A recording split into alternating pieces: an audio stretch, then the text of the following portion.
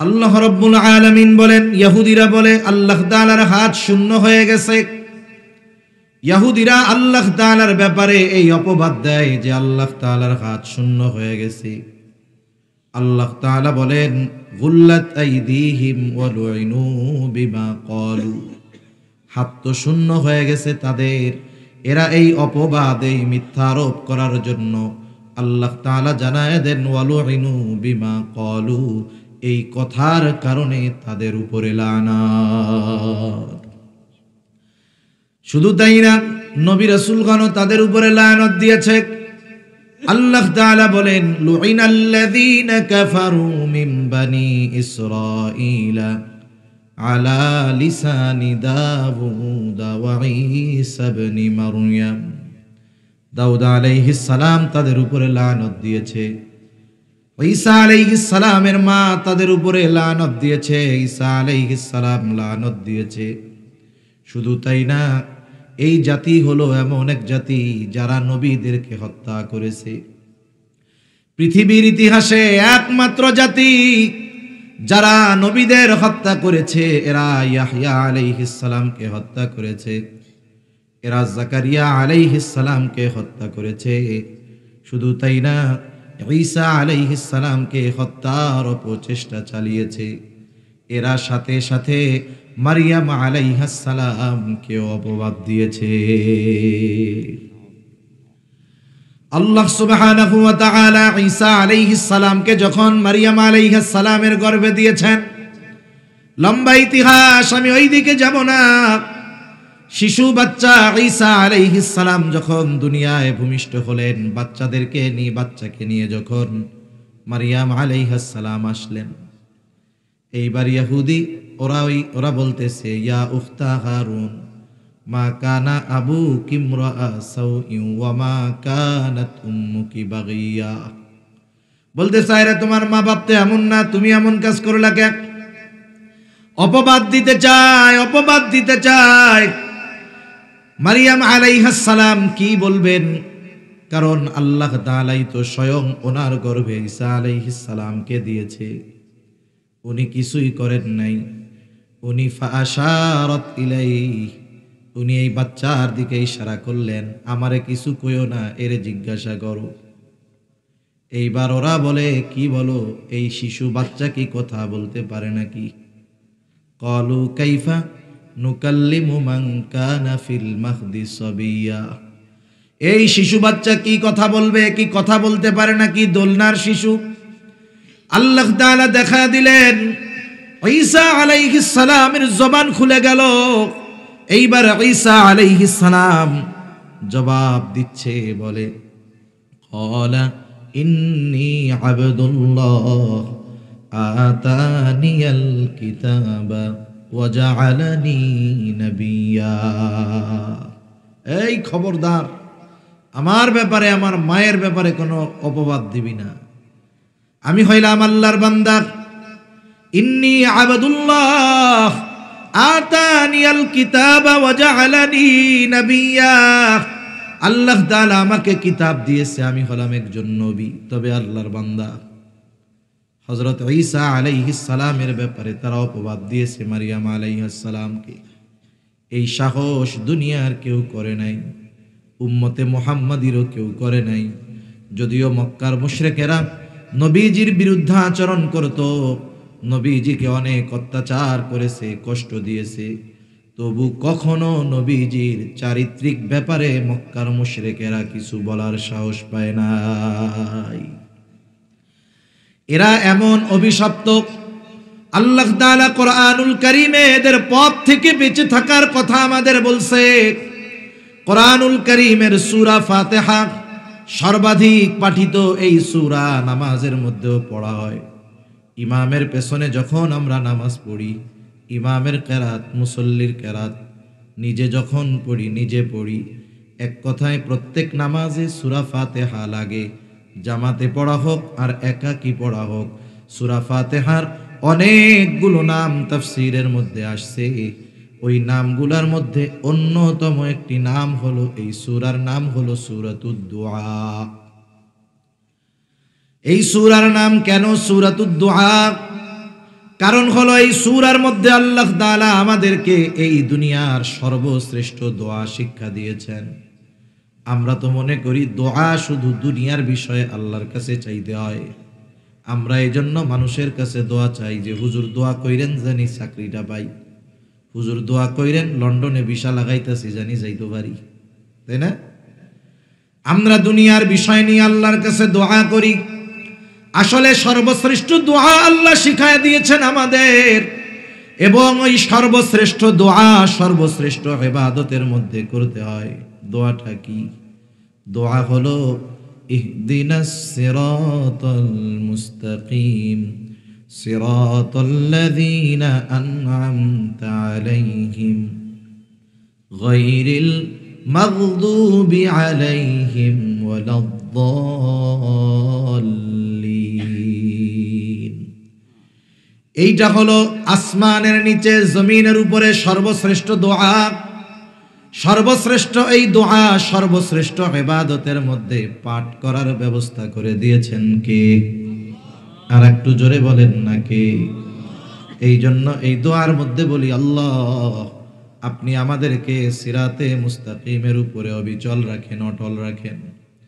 সিরাতে মুস্তাকিম কোন পথ? এইটা সিরাতাল্লাযীনা আন'আমতা আলাইহিম, যাদের উপরে আপনি অনুগ্রহ করেছেন তাদের পথের উপরে আমাদের অটল রাখেন।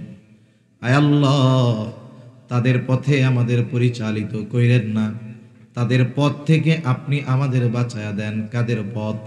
গায়রিল মাগদুবি আলাইহিম ওয়ালাদ-দাল্লিন, যারা অভিশপ্ত, যারা পথভ্রষ্ট, তাদের পথ থেকে আল্লাহ আপনি আমাদের হেফাজত করে। এখানে দুইটা জিনিস চাই আল্লাহর কাছে। একটা হলো সিরাতে মুস্তাকিমে চলতে চাই, ইহুদি নাসারাদের পথ থেকে বাঁচতে চাই। এই দোয়া হলো পৃথিবীর সর্বশ্রেষ্ঠ দোয়া। এই দোয়াটা আমরা শুধু নামাজেই পড়ি, কিন্তু এর সারমর্ম অনুধাবনের চেষ্টা করি না। এই দোয়া শুধু নামাজে না, যখন আল্লাহর কাছে দোয়া করি সাথে সাথে এই কথাগুলো আল্লাহর কাছে বলার দরকার। এই জাতি এমন কি পাপ করছে, কোন কারণে এদের এই পরিণতি যে এরা আল্লাহ তাআলার পক্ষ থেকে অভিশপ্ত, লানত প্রাপ্ত? এই ইহুদি জাতি অভিশপ্ত হওয়ার অনেক কারণ। সব কারণগুলো অল্প সময়ে আপনাদের খেদমতে বলা সম্ভব নয়। আমি যেই আয়াতগুলো তিলাওয়াত করেছি এইগুলোর আলোকে যেই কয়েকটা বিষয় আসবে আমি ইনশাআল্লাহ বলবো। আল্লাহ তাআলা বনি ইসরাইলদেরকে এই দুনিয়ায় উম্মতে মুহাম্মাদির পূর্বে সবচাইতে বেশি নেয়ামত দিয়েছেন। উম্মতে মুহাম্মাদির নেয়ামত হলো সবচাইতে দামি নেয়ামত, কিন্তু এর আগে সবচাইতে বেশি নেয়ামত আল্লাহ তাআলা দিয়েছেন বনি ইসরাইলীদের। পবিত্র কোরআনুল কারীমের সর্ববৃহৎ সূরা সূরা বাকারা, এই সূরার মধ্যে আল্লাহ রাব্বুল আলামিন ধারাবাহিকভাবে প্রায় 40টা নেয়ামতের কথা বর্ণনা করেছেন, যেগুলো আল্লাহ তাআলা বনি ইসরাইলদেরকে দিয়েছেন। অনেক নেয়ামত আল্লাহ তাআলা দিয়েছেন। নেয়ামতগুলোর মধ্যে অনেক গুরুত্বপূর্ণ উল্লেখযোগ্য নেয়ামত আছে। শুধু তাই না, ওই অভিশপ্ত বনি ইসরাইল জাতিদেরকে, ইহুদি জাতিকে আল্লাহ সুবহানাহু ওয়া তাআলা জালেম ফেরাউনের কবল থেকে নিষ্কৃতি দেওয়ার পর অনেক নেয়ামত আগেও দিয়েছেন, পরেও দিয়েছেন। কিন্তু আফসোসের ব্যাপার, আল্লাহ তাআলা তাদের উপরে অনুগ্রহ করে যত বেশি নেয়ামত দিয়েছেন তাদের অকৃতজ্ঞতাও তত বেশি বেড়েছে। নেয়ামত পাওয়ার পরে শুকরগুজার হওয়ার কথা ছিল, কিন্তু এরা নেয়ামত পাইয়া আরো অকৃতজ্ঞ হয়েছে, না শুকরগুজার হয়েছে আর কি। আল্লাহ সুবহানাহু ওয়া তাআলা যখন তারা মিশরে খুব কষ্টে আছে, জুলুমে আছে, অত্যাচারে আছে, ওই সময়টাতে গোটা দুনিয়ার সর্বাধুনিক এবং সবচাইতে দামি ভূমি ছিল জেরুজালেম। ইহুদি বসতি আগে কিন্তু জেরুজালেমে ছিল, মধ্যে হিজরত করে গেছে মিশর। আল্লাহ তাআলা আবার চাইলেন এই উর্বর ভূমি আমি আল্লাহ তাদেরকে ফিরাইয়া দিব। কিন্তু দামি জিনিস যদি সহজে দিয়ে দেওয়া হয়, দামি জিনিসের কদর কেউ করে না।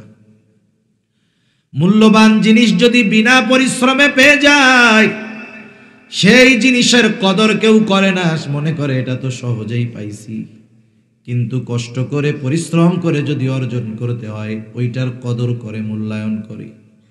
আল্লাহ তাআলা চাইলেন এই জেরুজালেমের মতো দামি ভূমি তাদেরকে দিয়া দিব, সহজে না, একটু কষ্ট করুক, তবে দিব, এটা নিশ্চিত। দিবে নিশ্চিত, তবে একটু কষ্ট করতে হবে।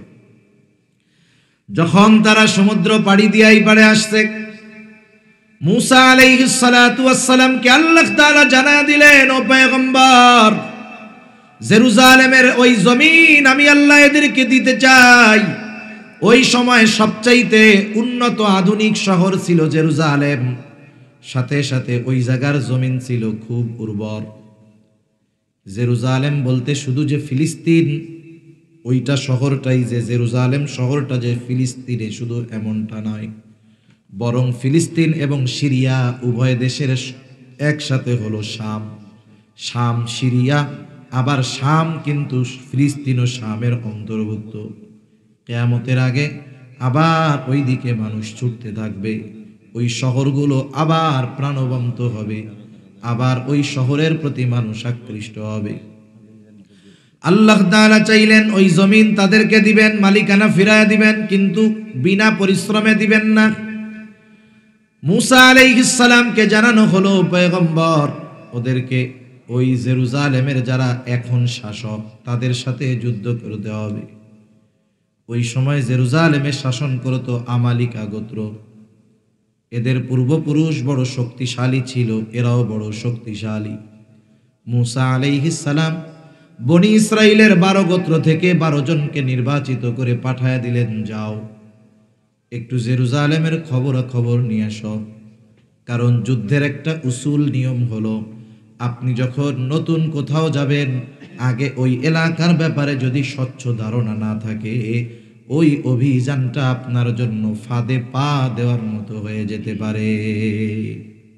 এই জন্য দুনিয়ার সব সেনাবাহিনী কোথাও অভিযান করার আগে ওই এলাকাটা আগে গোয়েন্দাদের মাধ্যমে পর্যবেক্ষণ করে। 12 জন যখন জেরুজালেম শহরের দরজা দিয়া ভিতরে ঢুকছে, আমালিকা গোত্রের একজন দেখে এই 12 জন তো আমাদের এলাকার মানুষ বলে মনে হয় না। বুঝতে পারছে এরা বাহিরের কেউ আগন্তুক। ওই একজন মানুষ এতটা শক্তিশালী, ও একা গিয়ে ওই 12 জনকে বেঁধে বাদশার কাছে নিয়ে গেছে। বাদশা এবার তাদের ব্যাপারে কি করা যায় সবার পরামর্শ চাই। বাদশাকে একজন পরামর্শ দিল, বাদশা আপনি এদেরকে ছেড়ে দেন। বলে কেন ছেড়ে দিব, কারণটা কি?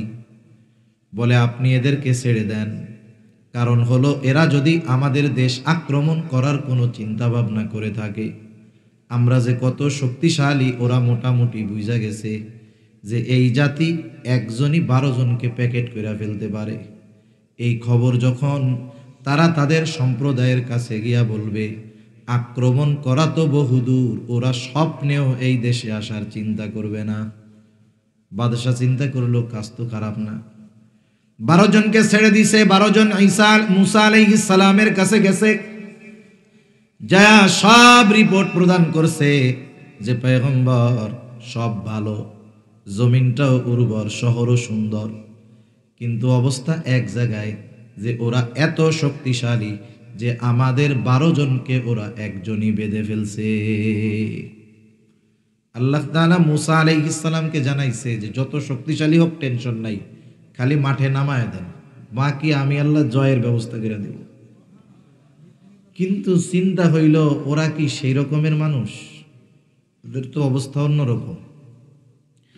মুসা আলাইহিস সালাম এই 12 জনকে বলল, শোনো, তোমরা তোমাদের প্রত্যেকের গোত্রের কাছে গিয়া ওই শহরের যত ফজিলত আছে সব বলবা, কিন্তু খবরদার ওরা যে এত শক্তিশালী এটা কিন্তু কইও না।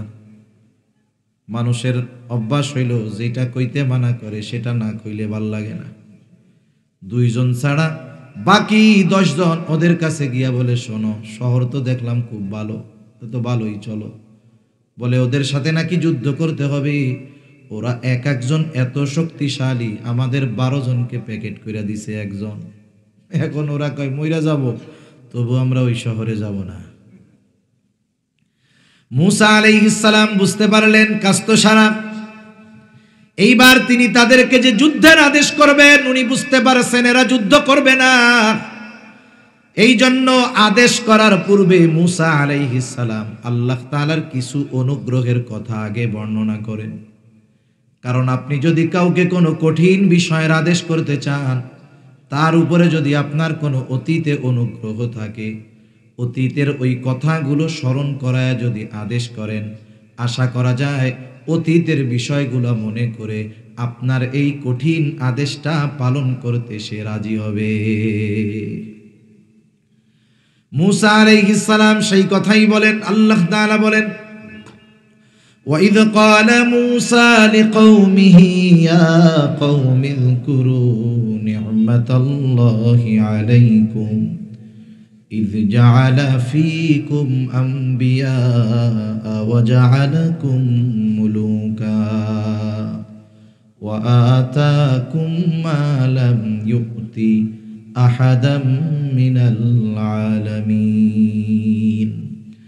মুসা আলাইহিস সালাম তার সম্প্রদায়ের কাছে গিয়া বলতেছে, ইয়া কওমি যকুরু নি'মাতাল্লাহি আলাইকুম, হে আমার সম্প্রদায় তোমরা ওই নিয়ামতগুলো স্মরণ করো যেগুলো আল্লাহ তোমাদের দিয়েছে। কয়েকটা গুরুত্বপূর্ণ নিয়ামতের কথা মুসা আলাইহিস সালাম উল্লেখ করতেছেন। এক নাম্বার তিনি বললেন, ইয জাআলা ফীকুম আম্বিয়া, আল্লাহ তাআলার অন্যতম এক নিয়ামত যে তোমাদের বংশ থেকে আল্লাহ তাআলা অনেক নবী পাঠাইছে, অনেক নবী পাঠিয়েছেন। নবীজি বলেন, বনি ইসরাইল কখনো নবী শূন্য হয় নাই। ইসমাইল আলাইহিস সালাতু ওয়াস সালাম ওনার পরে আর কোনো নবী ওনার বংশে আসে নাই। একেবারে শেষ নবী মুহাম্মদুর রাসূলুল্লাহ সাল্লাল্লাহু আলাইহি ওয়াসাল্লাম। কিন্তু ইয়াকুব আলাইহিস সালামের পর থেকে বনি ইসরাইল কখনো নবী শূন্য হয় নাই, ঈসা আলাইহিস সালাম পর্যন্ত। নবীজি বলেন, একজন নবী মারা গেছে তো আল্লাহ তাআলা আরেকজনকে নবুয়ত দিয়া ওই শূন্য স্থান আল্লাহ পূরণ করে দিয়েছে। গ্রামের মধ্যে যদি এক বংশে অনেকগুলা অফিসার থাকে, তাইলে ওই বংশের পাওয়ার গ্রামে কম না বেশি? কোন তো বেশি। কালকে না পরশুদিন দেখলাম এক গ্রামে 7 জন বিসিএস ক্যাডার, এক গ্রামে 7 জন। ফলাও করে মিডিয়াগুলো প্রচার করতেছে যে এক গ্রাম থেকেই 7 জন বিসিএস ক্যাডার হয়েছে। ওই গ্রামের মানুষের হেডামটা কি চিন্তা করছেন? হেডাম বুঝেন তো, এটা আবার বকা জকা না কিন্তু। হেডাম বলতে অনেক কিছু বোঝায়, এটা ব্যাপক অর্থবোধক শব্দ। টাকা পয়সার হেডাম আছে, বংশীয় গোত্রের একটা হেডাম আছে, পাওয়ারের একটা হেডাম আছে, এই আর কি। তা ওদের পাওয়ার কি চিন্তা করেন? ওরা যদি কোথাও যায়, কেউ যদি জিজ্ঞাসা করে, মিয়া সাহেব গ্রামের নাম কি? ও গ্রামের নাম বলার আগে কি বলবে জানেন? আমি ওই গ্রামের পোলা, যেই গ্রামে 7টা বিসিএস ক্যাডার আছে। এরপরে বলবে হইলো গ্রামের নাম। মানুষ আগে উল্লেখ করে কেন? ওইটা যেটা গর্বের বিষয়, এই জন্য, ঠিক না? দেখেন, এক গ্রামে 7 জন বিসিএস ক্যাডার, গর্ব কত ওনার। আর যেই বংশে ধারাবাহিকভাবে নবীর আগমন ঘটছে, এটা বড় নেয়ামত নয় কি বলেন? এটা বড় এক পরলৌকিক নেয়ামত। কত মর্যাদা, কত সম্মান আল্লাহ তাআলা দিয়েছেন। লক্ষ পয়গম্বর তোমাদের বংশ থেকে আসছে, হাজার হাজার নবীর আগমন ঘটছে। আল্লাহ তাআলা তোমাদেরকে এই নেয়ামত দিয়েছে। শুধু যে নবী পাঠায় নেয়ামত দিছে তা নয়, ওয়াজআলাকুম মুলুকা, আল্লাহ তাআলা তোমাদেরকে বাদশাহী দান করেছে। দুনিয়ার বাদশাহী দান করছে। মনে রাখতে হবে, বাদশাহ এক বংশের সবাই হয় না, কিন্তু যেই বংশ থেকে বাদশাহ হয় ওই বংশের পাওয়ার অন্যরকম হয়। আর তার বাদশাহীকে তার বংশের দিকে নিসবত করা হয়, জোড়ায় দেওয়া হয়। যেমন উসমানী খলিফা, সব ওসমানী খলিফা হয় নাই, কিন্তু খলিফা ওসমানীয়দের মধ্য থেকে হওয়ার কারণে বলা হয় ওসমানীয় খলিফা।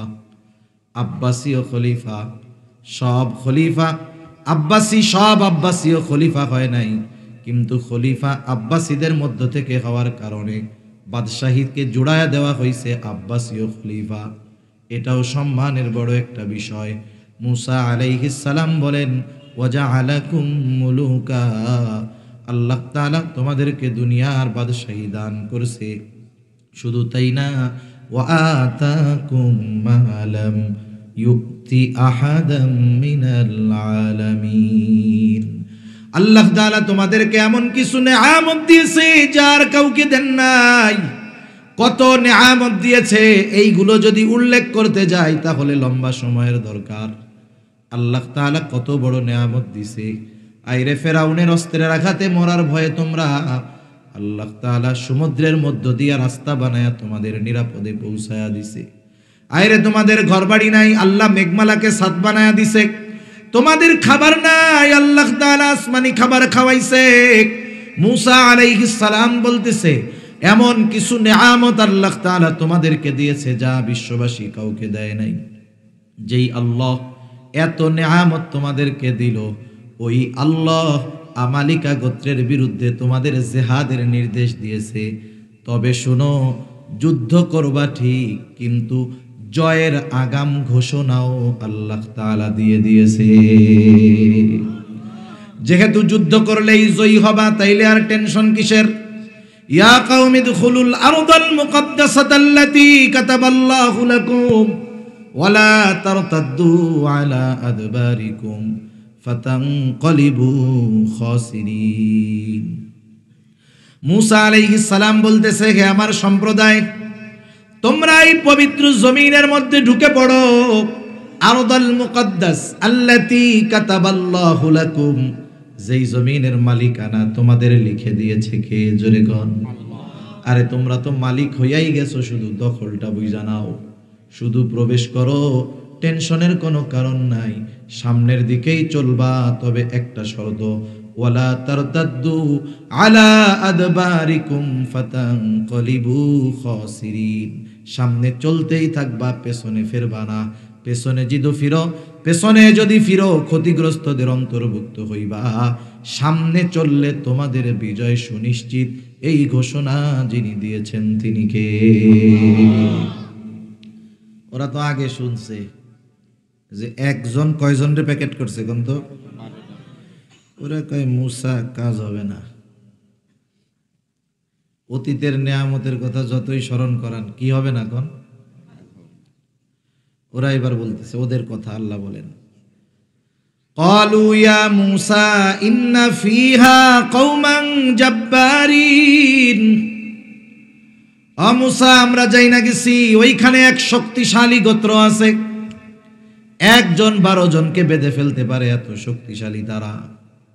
যতই ফজিলতের কথা বলো মুসা, ইন্না লান নাদখুলাহা হাত্তা ইয়াখরুজু মিনহা, তারা যতক্ষণ ওইখান থেকে বাহির না হবে আমরা ততক্ষণ ওই জায়গায় প্রবেশ করব না। ফাইন ইয়াখরুজু মিনহা ফাইন্না দাখিলুন, একটা শর্তেই আমরা প্রবেশ করতে পারি, যদি তারা ওইখান থেকে বাহির হয় তাইলে আমরা ওই শহরে যাব, নাইলে আমরা ওইখানে প্রবেশ করব না। বলেন তো, এত সুন্দর কইরা ওয়াজ করার পর, বোঝানোর পর যদি জবাবটা এরকম হয়, দুঃখ লাগবে নাকি শান্তি লাগবে? মুসা আলাইহিস সালাম কষ্ট পাইছে, কি কইলাম আর এরা কি কইল। মুসা আলাইহিস সালাম ক্লান্ত হয়ে গেলেন। এইবার ওই ২ জন ব্যক্তি, যেই ২ জন মুসা আলাইহিস সালামের কথা মেনে তার সম্প্রদায়ের কাছে আমালিকা গোত্রের কথা গোপন রাখছে, এই ২ জনের একজনের নাম হলো ইউশা ইবনে নুন, আর একজনের নাম হলো কালেব ইবনে ইউফানা। এই ২ আল্লাহর বান্দা বনি ইসরাইলের সকল গোত্রকে বোঝাইতেছে, তারা বলতেছে যে চলো যুদ্ধ করো। আল্লাহ তাআলা তাদের কথাও কোরআনুল কারীমে আনছেন। আল্লাহ তাআলা বলেন, ক্বালা রাজুলানি মিনাল্লাযীনা ইয়াখাফুনা আন'আমাল্লাহু আলাইহিম আদখুলু আলাইহিমুল বাব ফাইযা দাখালতুমুহু ফাইন্নাকুম গালিবুন। যাদের উপরে আল্লাহ তাআলার বিশেষ অনুগ্রহ ছিল, ওই ২ জন বলতেছে, আলাইহিম আদখুলু আলাইহিমুল বাব, তোমরা শহরের নিকট দরজা দিয়ে শুধু ভেতরে ঢুকে যাও, কোনো টেনশন কইরো না। ফাইদা দাখালতুমুহু, তোমরা শুধু ওই শহরের দরজা দিয়ে ঢুকবা। ফাইন্নাকুম গালিবুন, তাদের উপরে তোমাদের বিজয়ী করে দিবেন কে? আল্লাহ। তোমরা শুধু ঢুকবা, বিজয়ী করবে আল্লাহ। ওয়া আলাল্লাহি ফাতাওয়াক্কালু ইন কুনতুম মুমিনিন, তোমরা যদি মুমিন হও আল্লাহর উপরে ভরসা করো, কোনো চিন্তার কারণ নাই, ঢুকে যাও আর জয়ী হয়ে যাও। বিষয়টা হইল, যখন ছোট বাচ্চারে মা বুঝায় পারে না, বারবার বলে বাবা খাও বাবা খাও, ছেলে খায় না। এইবার আব্বা চিন্তা করতেছে আমি একটু বুঝাই, খাই নাকি দেখি, খায় নাকি দেখি। এইবার যখন বাপ তেল মারে যে আব্বা খাও, বলেন তো পোলা সোজা হয় না আরো তেড়া হয়? মনে মনে কয় মা খাওয়াইতে পারলো না, বাপ নি বুঝায় ফেলবেন, খাওয়াবেন, এত সহজ। বনি ইসরায়েলের অবস্থা হলো নবী বুঝাইতে পারে নাই, আর এরা আমাদের বুঝায় ফেলবে, এটা কি হইতে পারে? তাদের জবাব আরো কঠোর। এইবার তারা বলে ক্বালু ইয়া মূসা ইন্না লান নাদখুলাহা আবাদাম মা দামু ফিহা, ও মূসা আমরা কখনোই ওই শহরে প্রবেশ করব না যতক্ষণ তারা ওইখানে অবস্থান করবে। শহরেও ঢুকবো না, যুদ্ধ কিন্তু করতে পারবো না। যদি যুদ্ধ কইরাই তাদেরকে শহর থেকে হটাইতে হয়, আমরা পারবো না। ফাযহাব আনতা ওয়া রাব্বুকা ফাকাতিলা ইন্না হাহুনা কাঈদুন। কষ্ট হইতেছে নাকি আপনাদের? আমার সময় শেষ, 5-6 মিনিটের মধ্যে শেষ করে দিন। ফাযহাব আনতা ওয়া রাব্বুকা ফাকাতিলা ইন্না হাহুনা কাঈদুন। কেমন সীমা লঙ্ঘনকারী, অবাধ্য, একটু খেয়াল করেন। একে তো আদেশ মানে নাই, চুপ কইরা বইসা থাক, যা হবে হবে, যুদ্ধে যাবি না, চুপ কইরা থাক। কিন্তু পাল্টা বলতেছে মূসা আপনি আর আপনার রব গিয়া জিহাদ করেন, আমরা এখানে বসলাম, আমরা যুদ্ধ করতে পারবো না। কতটা অবাধ্য, কতটা সীমা লঙ্ঘনকারী ছিল ওরা। মুফাসসিরিনে কেরাম মূসা আলাইহিস সালামের সাথীদের এমন আচরণের বিপরীতে মুহাম্মাদুর রাসূলুল্লাহ সাল্লাল্লাহু আলাইহি ওয়াসাল্লামের সাথীদের আচরণ নবীর সাথে কেমন ছিল এই উপমা টেনেছেন। যেখানে যুদ্ধ জয়ের সুসংবাদ দেওয়ার পরেও তারা যুদ্ধে যাইতে রাজি নাই, সেইখানে মুহাম্মাদুর রাসূলুল্লাহ সাল্লাল্লাহু আলাইহি ওয়াসাল্লামের উম্মত, ওনার সঙ্গী, ওনার সাথীদের অবস্থা কেমন ছিল। বদরের যুদ্ধের ইতিহাস লম্বা পটভূমি, সব কথা বলার সময় সুযোগ নাই। সর্বশেষ অবস্থা হলো মুসলমানেরা মূলত যুদ্ধ করার জন্য যায় নাই, মূলত ঝাঁটিকা আক্রমণ করতে গেছিল আবু সুফিয়ানের বাণিজ্য কাফেলাকে। আবু সুফিয়ান যখন বুঝতে পারছে হয়তো কোনো বিপদ আসতে পারে, খবর পাঠায় দিছে মক্কায়, আবু জেহেল 1000 সশস্ত্র বাহিনী নিয়ে হাজির। আবু সুফিয়ান নিরাপদে পৌঁছায় গেছে। আবার খবর দিছে আবু জেহেল আমরা এখন বিপদজনক রাস্তা অতিক্রম করে নিরাপদে চলে আসছি, এখন আর সাহায্যের দরকার নাই, ফিরা যাও মক্কায়। কিন্তু আবু জেহেল চিন্তা করলো এই রকম সাজগোজ কইরা যেহেতু আসছি, যুদ্ধ না কইরা ফিরা গেলে লস। ওই দিক দিয়া মুসলমানদের সংখ্যা কম, এই চান্সে যদি তাদের সাথে যুদ্ধ লাগায়া তাদেরকে দুনিয়া থেকে চিরতরে নিশ্চিহ্ন করে দেওয়া যায়, তাইলে মুসলমানও শেষ, ইসলামও শেষ। এই চিন্তা করে আবু জেহেল যুদ্ধ করবেই করবে, ফিরবে না। যাই হোক, সর্বশেষ অবস্থা হলো যুদ্ধ না করে আর উপায় নাই, গড়ে পায়ে পাড়া দিয়ে যুদ্ধ। রাসূলুল্লাহ সাল্লাল্লাহু আলাইহি ওয়াসাল্লাম এত বড় যুদ্ধের প্রস্তুতি নিয়ে নবীজি বদরের দিকে যান নাই, কিন্তু এখন যুদ্ধ না করে উপায় নাই। সাহাবায়ে কেরামের সাথে নবীজি পরামর্শে বসলেন কি করা যায়। আনসারদের মত চাইলেন, তোমরা কি বলো। আনসারদের পক্ষ থেকে জবাব, ইয়া রাসূলুল্লাহ আমরা আপনার সিদ্ধান্ত মোতাবেক যুদ্ধ করব, কোনো অসুবিধা নাই। কিন্তু আনসার সাহাবীরা সংখ্যায় বেশি, মুহাজিরেরা যুদ্ধ করতে প্রস্তুত, আনসারেরা সংখ্যায় বেশি। নবীজি চিন্তা করলেন না জানি আনসারেরা বলে বসে, ইয়া রাসূলুল্লাহ আমরা যুদ্ধ করতে পারবো না এই কথা না জানি বলে বসে। নবীজি যখন তাদের মত চাইলেন, আনসারদের মধ্য থেকে সাদ বিন মুআজ রাদিয়াল্লাহু তাআলা আনহু দাঁড়ায় গেলেন। দাঁড়ায় বলে, ইয়া রাসূলুল্লাহ, আপনি আমাদের মত চাইতেছেন যুদ্ধের জন্য, আপনি শুনে নেন ইয়া রাসূলুল্লাহ, আপনি যদি আমাদেরকে সমুদ্রের তীরে দাঁড় করায় দেন আর যদি নির্দেশ দেন তোমরা সবাই সমুদ্রের মধ্যে ঝাঁপায় পড়ো, ইয়া রাসূলুল্লাহ, আপনি এই নির্দেশ দেওয়ার পরে শুধু তাকায়া দেখবেন যে একটা মানুষও আপনার এই আদেশের পরে সমুদ্রের তীরে দাঁড়ায়া থাকবে না। আপনি নির্দেশ দেওয়ার সাথে সাথে তারা সমুদ্রের মধ্যে ঝাঁপায়া পড়বে। আরেকজন বলে, ইয়া রাসূলুল্লাহ, আমরা আপনার সামনে পেছনে ডানে বামে চতুর্দিকে অবস্থান নিয়ে এমন ভাবে যুদ্ধ করব আপনি খুশি হয়ে যাবেন। নবীজি ৩১৩ জন সংগ্রহ করলেন, সৈন্য সংখ্যা হলো ৩১৩। ঐতিহাসিকেরা বলে তলোয়ার আছে ১০০, অন্যান্য সামগ্রী তো নাই, যুদ্ধের জন্য যা দরকার ওই রকম কোনো কিছু নাই। আবার প্রচন্ড গরম, ওই বছরই রোজা ফরজ হয়েছে।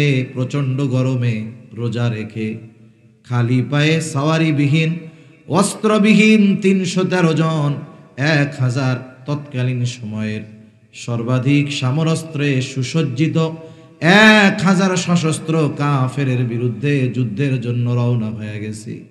৩১৩ জন, কি অবস্থা হবে জানে না, কিন্তু এই কথা বলে নাই, ও পয়গম্বর, সংখ্যায় তো তারা আমাদের বেশি, আমাদের অস্ত্র নাই, আমরা হিকমতের কারণে পিছু হটি, এই কথা কিন্তু বলে নাই। নারায়ে তাকবীর, এই এত আস্তে দিলে হইব, নারায়ে তাকবীর। মাশাআল্লাহ, আনসারী সাহেব চলে আসছে, এখনই শেষ করে দেব আমি ইনশাআল্লাহ। যুদ্ধ জয়ের নিশ্চয়তা নাই, কিন্তু আল্লাহর উপরে ভরসা রেখে এই ৩১৩ জন লড়াইয়ের ময়দানে নেমে গেছে। এই জন্য আল্লাহ তাআলা রাসূলুল্লাহ সাল্লাল্লাহু আলাইহি ওয়াসাল্লামের সাহাবীদের প্রশংসা তাওরাতের মধ্যে করেছেন, ইনজিলের মধ্যে করেছেন। শুধু তাই না, স্বয়ং আহকামুল হাকিমিন সাহাবায়ে কেরামের ব্যাপারে ঘোষণা দিয়েছেন, রাদিয়াল্লাহু আনহুম ওয়া রাদু আন। আল্লাহ তাআলা তাদের উপরে সন্তুষ্ট, এই ঘোষণাও আল্লাহ দিয়েছেন, তারাও আল্লাহর প্রতি সন্তুষ্ট, আল্লাহ তাআলা এই ঘোষণাও দিয়েছে। সাহাবায়ে কেরামের আচরণে খুশি কে? জোরে বলেন না কে? যখন বনি ইসরাইলেরা এই কথা বলছে, আপনি আর আপনার রব গিয়ে জিহাদ করেন, আমরা করতে পারবো না, বসলাম। চিন্তা করেন তো কত খারাপ লাগে। মুসা আলাইহিস সালাম এতটা হতাশ হয়ে গেছেন, হতাশ নয় মানে ব্যথা পাইছেন, কষ্ট পাইছেন তাদের ওই আচরণে। আল্লাহর কাছে বলতেছে, ক্বালা রাব্বি ইন্নী লা আমলিকু ইল্লা নাফসি ওয়া আখি ফাফরুক বাইনানা ওয়া বাইনাল কওমিল ফাসিকিন। বলে, ও আমার রব, আমার উপরে আর আমার ভাইয়ের উপরে ছাড়া, সাথে ওই দুইজনও শামেল, এই দুইজন ছাড়া আর কারো উপরে আমার নিয়ন্ত্রণ নাই, এরা আমার কথা মানে না, শোনে না, সুতরাং এদের সাথে থাকার দরকার নাই। ফাফরুক বাইনানা ওয়া বাইনাল কওমিল ফাসিকিন, এই ফাসিকদের থেকে আপনি আমাকে পৃথক করে দেন। আল্লাহ তাআলা এরপরে জানায়া দিলেন, এক নম্বর হলো মুসা আলাইহিস সালামকে সান্ত্বনা দিচ্ছে, ফালা তাসা আলাল কওমিল ফাসিকিন, আপনি এই ফাসিকদের এমন আচরণে কষ্ট পায়েন না, শুইনা নেন। এই আচরণের কারণে তারা কি হারাইলো? আল্লাহ তাআলা বলেন, ক্বালা ফা ইন্নাহা মুহাররামাতুন আলাইহিম 40 সানা ইয়াতিহুনা ফিল আরদ। আল্লাহ তাআলা বলেন, যেই জমিনের মালিক আমি শুধু শহরে ঢুকলে বানায় দিতাম, কিন্তু এই আচরণের কারণে ওই জমিন তাদের জন্য আমি 40 বছর নিষিদ্ধ করে দিলাম। ওই সময় তারা ছিল তিহ প্রান্তরে, তারা প্রতিদিন সকালে বলতে করতো মিশরের দিক, সারাদিন হাঁটার পর যখন সন্ধ্যায় থামতো, তাকায়া দেখে সকালে যেখান থেকে হাঁটা শুরু করছি সন্ধ্যার সময় আবার সেই জায়গায় এসে হাজির। এভাবে আল্লাহ 40 বছর তাদের সারাদিন হাঁটাইছে। কয় বছর? সারাদিন হাঁটছে, সকাল থেকে সন্ধ্যা। এর মধ্যে মুসা হারুন আলাইহিস সালাম দুনিয়া থেকে চলে গেছে। ইউশা ইবনে নুনকে আল্লাহ তাআলা নবুয়তি দিয়েছে, তার নেতৃত্বে আমালিকা গোত্রের বিরুদ্ধে জিহাদ করছে এবং আল্লাহ তাআলা বনি ইসরাইলদেরকে আবার ওই জমিনের কর্তৃত্ব ফিরাইয়া দিয়েছে। এই আলোচনার থেকে শিক্ষণীয় বিষয় কি?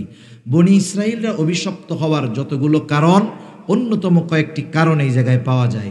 1 নাম্বার, তারা সর্বোচ্চ অকৃতজ্ঞ ছিল। কি ছিল বলেন না?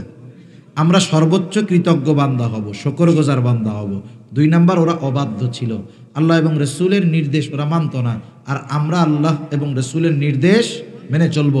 3 নাম্বার, ওরা ছিল সীমালঙ্ঘনকারী, শরীয়তের ব্যাপারে সর্বোচ্চ সীমালঙ্ঘনকারী ছিল, আর আমরা দ্বীনের ব্যাপারে, শরীয়তের ব্যাপারে কখনো সীমালঙ্ঘনকারী হব না।